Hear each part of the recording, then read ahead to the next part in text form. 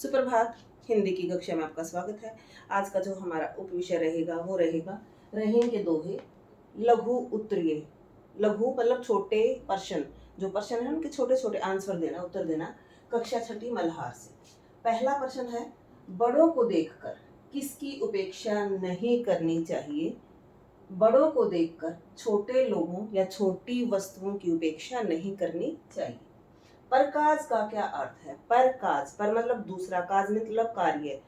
परकाज का अर्थ है दूसरों की भलाई के लिए किए गए कार्य या काम। प्रेम के धागे के बारे में रहीम क्या कहते हैं? प्रेम के धागे के बारे में रहीम जी कहते हैं कि उसे कभी भी एक झटके में नहीं तोड़ना चाहिए, क्योंकि जब अगर हमारे बीच में जो प्रेम है, जो मित्रता है, एक बार वो टूट जाती है तो दूसरी बार जब हम उसको जोड़ते हैं तो वो उतनी पक्की या उतनी सच्ची नहीं होती जितनी पहली बार होती है। पानी चले जाने पर मोती पर क्या असर होता है? पानी, पानी का मतलब होता है चमक। किसके लिए? मोती के लिए। पानी अर्थात चमक चले जाने पर मोती के दाम बहुत ही कम हो जाते हैं। जीव के पागलपन का दुष्परिणाम किसे भोगना पड़ता है और कैसे? जीव के पागलपन का दुष्परिणाम, दुष्परिणाम बुरा परिणाम, गालों को भुगतना पड़ता है। जैसे हम किसी को कुछ बोल देते हैं, बोलते तो हमारी जीवा है, लेकिन जीव तो बोलकर अंदर से ली जाती है और थप्पड़ हमारे गालों पर या हमारे सिर पर या हमारी पीठ पर लगते हैं। तो क्या होता है?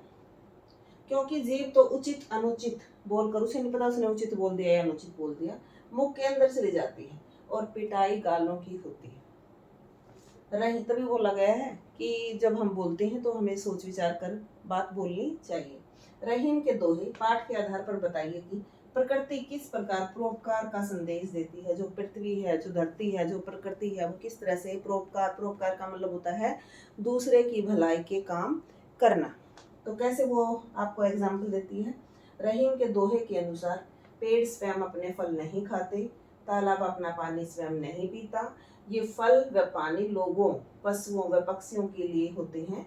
इस प्रकार प्रकृति लोगों को भी भलाई करने का संदेश देती है। धन्यवाद।